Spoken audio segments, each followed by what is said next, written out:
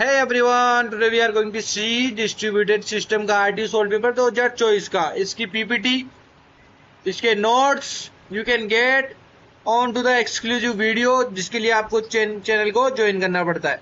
So you have to join the channel and get the PPT, जो आपको fastly पढ़ने में मदद करेगा.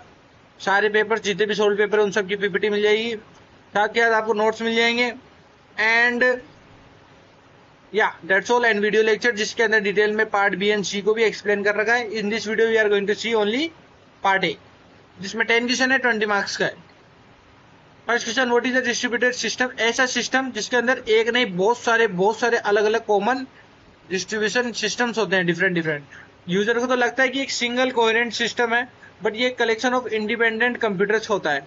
तो क्या होता है, एक सिंगल टास्क है, कोई गोल है आपका जी, उसको परफॉर्म करना है. तो ये क्या करता है कि है ना, एक तो अगर एक ही सिस्टम परफॉर्म करेगा तो बहुत ज्यादा टाइम लग जाएगा.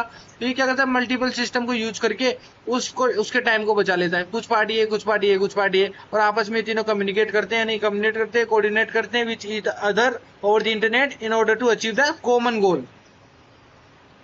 सो इससे क्या होता है, आपकी concurrency, lack of the global clock, independent failure of the component बढ़ जाता है. ये एक मशीन का कंपोनेंट खराब तो आपका सिस्टम हो जाएगा, ऐसा कुछ ही नहीं है. और भी मल्टीपल सिस्टम अवेलेबल होते हैं, तो मेनली उसी केस में इसको यूज किया जाता है. तो क्लाउड कंप्यूटिंग प्लेटफॉर्म हो गए, डिस्ट्रीब्यूटेड डेटाबेस हो गए, पीयर टू पीयर नेटवर्क हो गए, लाइक बिग टोरेंट यही तो करता है आपका. अगर आपको पता है, उसके ऊपर जाकर आप बहुत सारी टोरेंट फाइल्स को डाउनलोड कर सकते हो.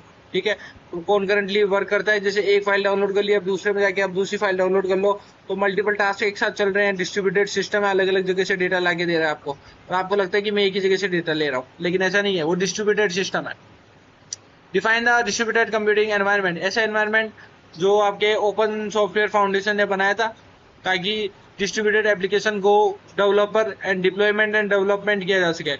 तो बेसिकली कुछ सर्विस प्रोवाइड करता है ये आपका, जैसे कि रिमोट प्रोसीजर कॉल्स हो गई, या डायरेक्टरी सर्विसेज हो गई, टाइम सिंक्रोनाइजेशन हो गया, ऑथेंटिकेशन हो गया, डिस्ट्रीब्यूटेड फाइल सिस्टम हो गया. तो DC basically to abstract the complexity of the distributed computing, allowing the developers to focus on the application logic and instead of the low level communication. Define the inter process communication, that is your IPS. कुछ ही नहीं है, एक computer का दूसरे computer से communicate करना over the internet is IPS. आपस में जो भी डेटा को एक्सचेंज करते हैं, जो भी एक्शन परफॉर्म करते हैं, हो सकता है सिंगल सिस्टम में, हो सकता है अक्रॉस डिस्ट्रीब्यूटेड सिस्टम के अंदर. तो that is your IPC method. क्या होता है, मैसेज को पास करना होता है, या फिर आपके शेयर्ड मेमोरी को, या सॉकेट को, या रिमोट प्रोसेस कॉल्स को करने के लिए. फिर RMI और RPC क्या है भाई, इतनी देर से सुन रहे हैं.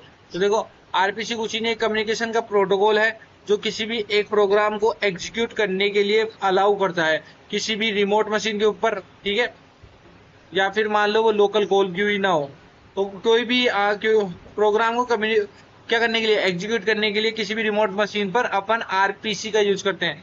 RMI बेसिकली एक जावा स्पेसिफिक इम्प्लीमेंटेशन है आरपीसी का ये, लेकिन जावा के केस में, जावा लैंग्वेज जहाँ यूज करते हो जावा प्रोग्राम को एग्जीक्यूट करने के लिए, तो उसमें आप RMI यूज करोगे. तो क्या RPC तो क्या हो गई, एक language agnostic and procedure oriented हो गई, जबकि RMI क्या हो गई, object oriented and specific to Java हो गई. इसमें inheritance, polymorphism can perform. Define the distributed file system. ऐसा file system large amount of data को एक्सेस कर सकते हैं यूजर्स. ठीक है, एंड मैनेज कर सकते हैं ऑन डिफरेंट मशीन. अलग अलग मशीन पे अलग अलग डेटा पड़ा है, अलग अलग डेटा सेंटर्स है, वहां पड़ा है सारा डेटा, और आप एक पोल से मल्टीपल डेटा को लेके आ सकते हो अलग अलग जगह से. So this is your distributed file system. For example Hadoop का HDFS हो गया, या गूगल फाइल सिस्टम हो गया. That is your example of distributed file system.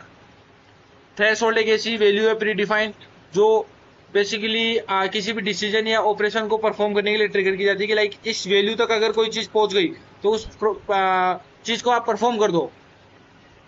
For example into the load balancing, a threshold might determine when to redistribute task. तो load balancing है कि उस टास्क को कैसे रीडिस्ट्रीब्यूट किया जा सके.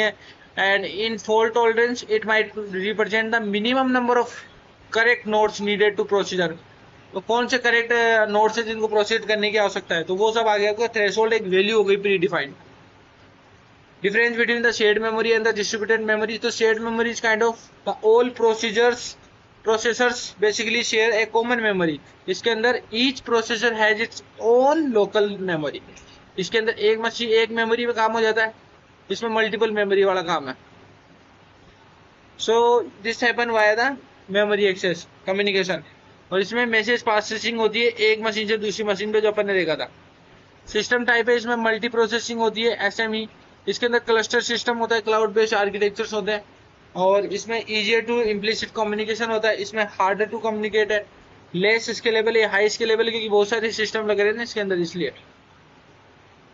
Which of the two instructions are required to perform the hardware support for the mutual exclusion?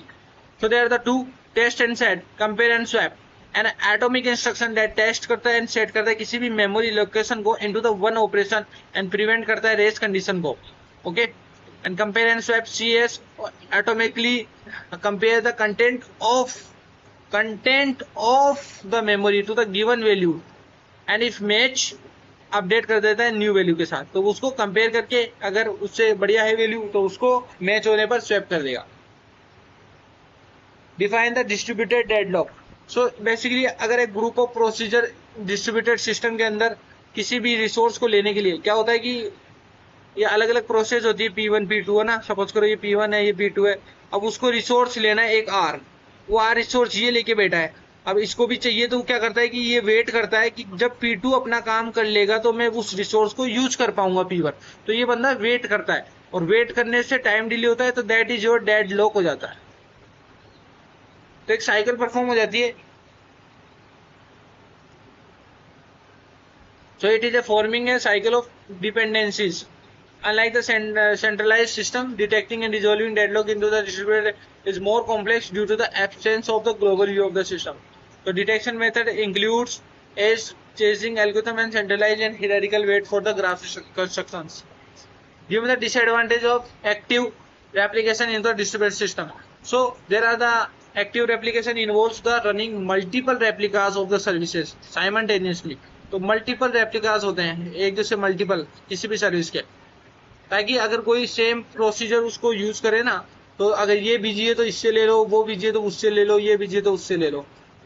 तो इसके अंदर डिसएडवांटेजेस क्या होता है, देखो हाई रिसोर्स का कंजप्शन होता है पहली बात तो।